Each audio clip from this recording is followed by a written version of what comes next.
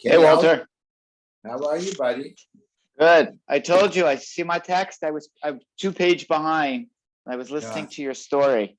You couldn't wish for a funniest. I was laughing so hard, Walter. You don't know how bad it was when first of all, I was one of the only people from the family that was there. Right now, the parent, they didn't come because in Yerushalayim they usually, close relatives don't come. His wife couldn't come and his son couldn't make it. So I was there and they had a big minyan from the Chevron Yeshiva because he was a big Talmud Chochem and everything else. Now, you can imagine he had his leg amputated before and he lived in Los Angeles for a little while with his daughter. Now they come and the Chevron Kaddish is a bit late and it's one of these cold days in the middle of winter in Yerushalayim and the wind is blowing over there on Har HaMenuchos. And I'm standing there in a coat. Now they take him out of the thing, and they slip him out of the thing. Yeah. And I know that they hear the walkie-talkies going in the back of the van. Hey, Fatem, I tell him, where are you? You're late. You got to pick up people. So now they take the goof out. We put the goof in the thing, and then the next guy says, "Oh, shachach de tarek." And jumps in the van, takes it down, jumps into the thing. I mean, you can't even make these things up. Okay, I just was, and as the wind is blowing. I don't know how you kept a straight face the whole time. Yeah, well, yeah. Hey, Ernie. Hi, Ernie. Mem Hey, Ahmad Olive, 45.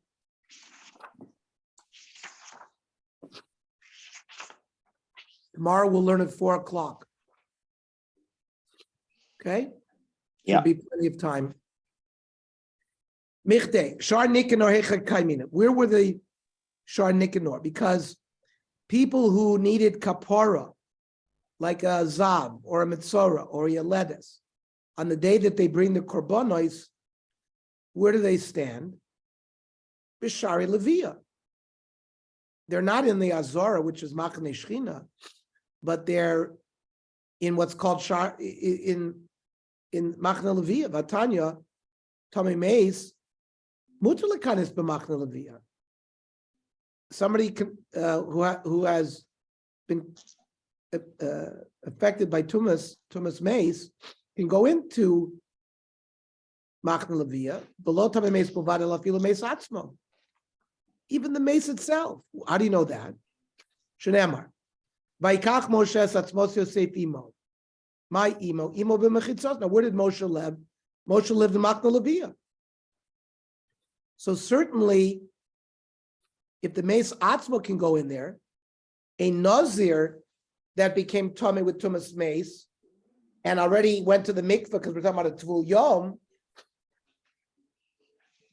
So it's another reason why he can go there. It's nothing to do with whether he's considered like a full zav or not.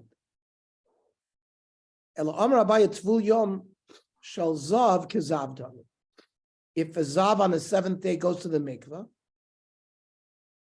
he's treated like a zav in terms of going into the mikdash.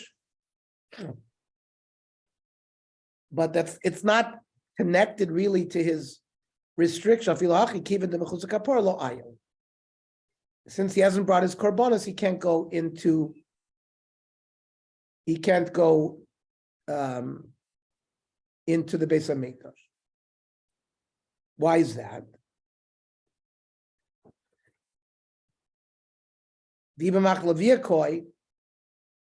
If we're saying he's allowed to go to Machlavia, oil moed usually refers to the Azara. So the main it's a hekish. Just like the Kosov says that in that state, since he hasn't brought his korbanos, he's not allowed to go into the Azara, which is Machne Kahuna. He also can't go to Machne Levia. How do you know that he can't go into Machne Shechina? Tanya, Tamei Yiyeh, L'Rabos Tvul Yom. That a Tvul Yom cannot go into the Mishkan. Or to Masobol Rabbos Mechusar Kapara. Somebody who hasn't brought his korbanos yet, he's also not permitted to go to the Beis HaMikdash. Mishnah. Tiglachas HaTahara Ketzah. A Nazir who's counted 30 days, and now he's going to take a haircut, and he was never Tameh. How does it work? What korbanos does he bring? Maybe shalosh behemos, chatas, oila, ushlamim. V'shoichet et hashlamim u'megalech aleim. And then once he shechts the shlamim, which is the last one, he takes a haircut. Divrei Rabbi Yehuda, Rabbi Elazar Omer, lo haya megalech el al hachatas. He says that he took the haircut right after he shechted the chatas. She'achatas kodemes b'chomach. However, b'di'evet, im gilech al achas mishloishton yotzo. If he took a haircut at any time, he's yotze. Rav Shimon Gamliel Omer, hevi shalosh bemis v'lo pirish. He brought 3 animals, but he didn't designate which one is which. So haru'i lechatas, if it was a female sheep, 1-year-old, that's usually the criteria for chatas. Would be offered chatas. That which is roila oila, which is a male sheep, 1-year-old, will be tikar voila. And lishlamim, which is a male ram, 1 year. Excuse me, he's got to be 2 years. Tikar shlamim. Parabara. V'gilech ha-nazir pesach al-moed. He has to take a haircut in front of all moed. Bishlam ha-kosu medaber, bishlamim ha-kosu medaber. It's referring to you have to take the haircut after he offers the shlamim. Because Pesach al-moed is like a remez for a shlamim. Why? Because it says by a shlamim, shenem ushchato Pesach al-moed. So ato bishlamim ha-kosu medaber, o eina Pesach al-moed mamish. Maybe it means that he has to take a haircut at the doorway of the heichal. That's Amrit no. Imkein derech bizoyon. That would be a bizoyon. So it can't mean that. It must mean referencing to the shlamim. Hi, Johnny. We're on Mem Hey Amud Aleph after the Mishnah in the Gemara. Okay, thank you. Rabbi Yoshia Omer Einot Tzarich. You don't need that limud. Amar Torah lo sala b'maloi sal mizbechi. You cannot sort of climb up the mizbeach. So we already have a source that people are not going to take a haircut because of bizoyon.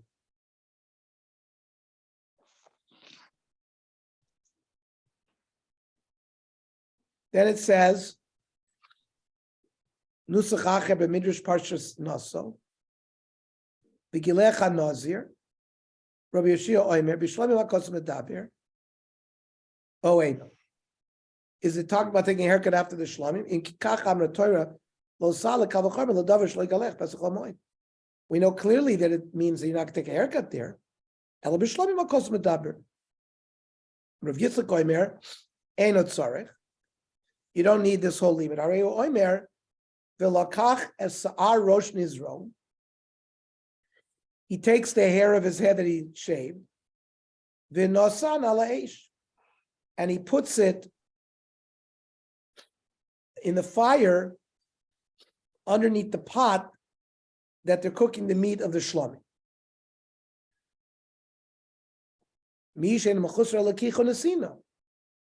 Because this is the last thing that was done. If you're talking about Pesach al-moed, you have to bring it there. So that extra step is not referenced in the Torah.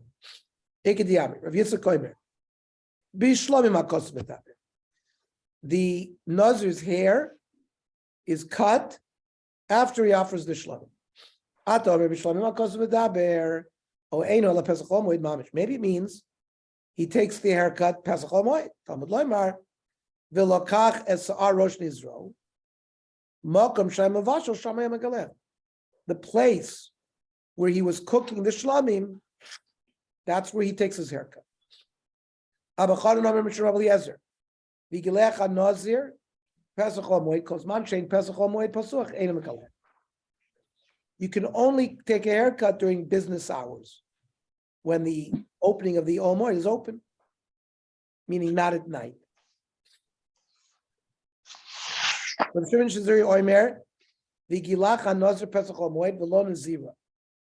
female Nazira doesn't take a haircut the same way. Shema Yizgarbo Pirchekuna, the young male Kohanim, their Yetzer Hara is going to be inflamed when they see her taking a haircut. What about a sota? They make her take her haircut, and we strip her.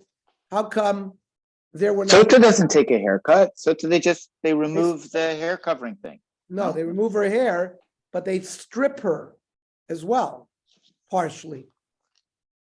They're mevazer her. They take off her hair covering, exactly. How come we're not worried that the Kohanim are going to have a Yetzer Hara? The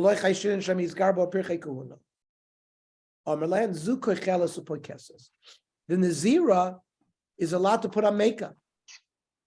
So that's going to inflame the Yetzer Hara. Soita cannot put on makeup. She has to go very plain, like plain Jane. Mishnah. Haya noitel sa'ar rosh nizro. He would take a haircut. They would put it underneath the pot that was cooking the shlamim meat. If he took his haircut before he came to the Beis HaMikdash in the street, he wouldn't put it under the pot. And all of this is referring to when a Nazir is tahor. If he has to take a haircut because he was metame, then they didn't put that hair on the fire there under the pot. Rav Meir argues and said even the Zirim who became Tomei, who have to take a haircut because of that, would do it. Except for the Nazir who became Tomei, who took his haircut in the city, he doesn't put his hair under the fire there. Noitel sa'ar rosh nizroi, says the pasuk. Torabon v'achar kach noitel saroitiv. You take a little bit of the gravy of the shlamim, and you actually put it on the hair. The noisin al sa'ar rosh nizroi. Put it on the hair, and then mishalech tach zadut shel shlamim. Then you'd put it on the fire under the pot.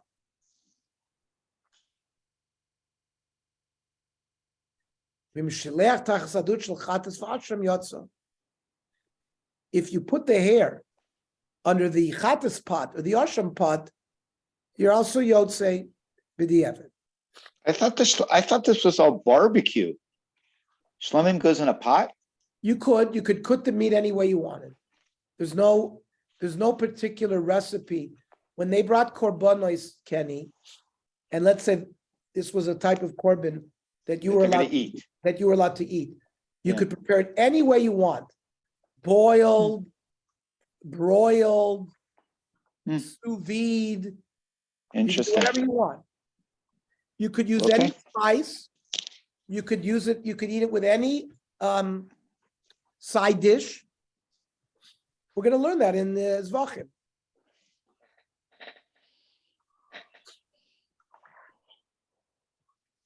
Now, the Gemara says, what do you mean asham? Asham ben nazir mi'ikya?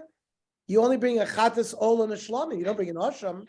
If it's a nazir tor, amar Rav Hachli kamer the in nazir tamei mishalech tachas adut shel asham yotza. A nazir tamei has to bring a chatas asham and ola.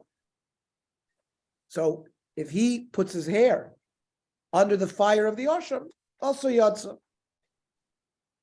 Now, Manan Emili, where do we get the source that you have to put gravy of the korban on the hair? Amar Rava, Amar Krasher, Tacha Zevach Shlamim. Mizivcho Yeh Tacha means you have to put some of the korban itself under the fire and under the hair. Vim Shilech Tach Zadut Shel Chatas Yotza. You're also Yotze if the hair was put under the pot of the Chatas. My time, Amar Krasevach, since it says Zevach Shlamim, any kind of korban is referred to as a Zevach. The rabbi says a Chatas Vashem. I thought you used that Zevach din pasuk to tell me that you have to put some gravy. Im kein lema kra me rotev ashlamim. My Zevach shmami no the rabbi's Chatas for Hashem and the gravy. Ve'ema kulul Chatas for Hashem and also maybe it tells you that you're supposed to put it under the Chatas for Hashem. Im kein lema shlamim v'zevach. My zevach shlamim shmami not tarti. We learned that you should put it under the shlamim lechatchila, but if you put it under the chatas the asham, you're yotze. Ton rabba, I call you mashachin tachzadun. The Mishnah said that you could put anything under the pot.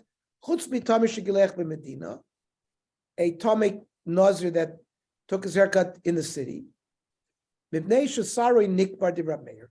You bury his hair. Rabbi Yud Omer Tohoirim, when you're a Nazir, Tor Kanvekana Yimshach. Doesn't make a difference if you took their haircut in the city or the base of Migdash, you put it under the pot. Tmei in Kanvekan Lo Yimshach. Right? Rabbi Yudah says a Tommy Nazir took a haircut, doesn't put his fire on the hair, doesn't put his hair on the fire. V'chachamim Oimrim Hakol Lo Yimshach in Tachzadun. Chutz min Torsha b'migdash. He said no one puts the hair except for the Nazir Torah took the haircut in the base of Migdash. But Nation Nasakim it's so he's the one guy who did it the proper way.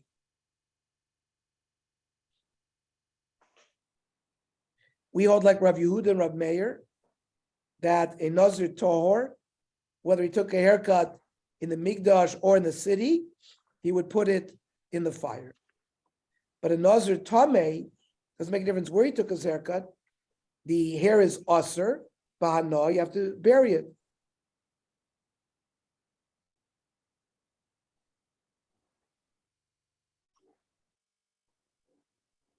And when the Nazir shaves his head as a Tumah, he doesn't have to put his hair under the fire. Okay. And the next Mishnah will deal with how they cook the shlamim by Nazir. What about tomorrow? 4 o'clock. Yeah, guys. 4 o'clock. Shkoyach. And then Koyach.